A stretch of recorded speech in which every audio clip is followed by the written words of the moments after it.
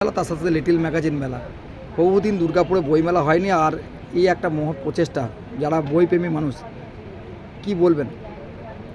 আর little magazine মেলার সঙ্গে বই মেলার একটা পার্থক্য তো আছেই, তবুও এখন যেমন দুধের স্বাদ ঘোলে মেটানোর মতো আর কি, এটা একটা প্রচেষ্টা আমাদের থাকে। পশ্চিম বর্ধমান জেলার যে লিটিল ম্যাগাজিন সংঘ, তার শাখা দুর্গাপুরে, আমি এখন তার সম্পাদকের দায়িত্বে রয়েছি। আমরা এই লিটিল ম্যাগাজিন মেলাটা দুর্গাপুরে 8 বছর ধরে করে আসছি। তো এবার আমরা দেখলাম যে যদি আরাধনার সাথে জয়েন্টলি করা যায়, তাহলে এখানে জায়গাটা বড় এবং বহু বেশি মানুষের কাছে পৌঁছানো যাবে সহজে।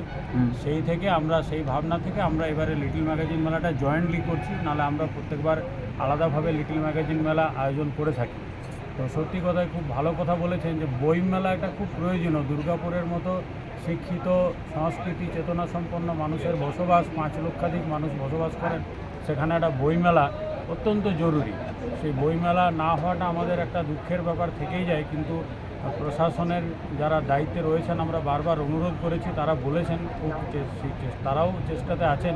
জানি না কখন সেটা হবে। এই যে লিটিল মেলা চতুর্থ হচ্ছে, কটা স্টল রয়েছে এখানে 20টা স্টল দেওয়া হয়েছে, কারণ এখানে জায়গার একটা ব্যাপার আছে। জায়গা আমাদের 20টার মতোই পারমিশন করানো গেছে, এবং 20টা স্টল থাকবে, যেখানে বাঁকুড়া থেকে এবং হুগলি চুঁচুড়া থেকেও এসছে স্টল। তো এই স্টলগুলো রয়েছে, তাদের বিক্রি বাটাও হবে বলে আমাদের ধারণা, কারণ প্রচুর মানুষ আসবেন। দুর্গাপুরে লেখালেখির জগতে প্রায় 300 জন রয়েছেন, তারা প্রায় প্রত্যেকেই আসার কথা বলেছেন।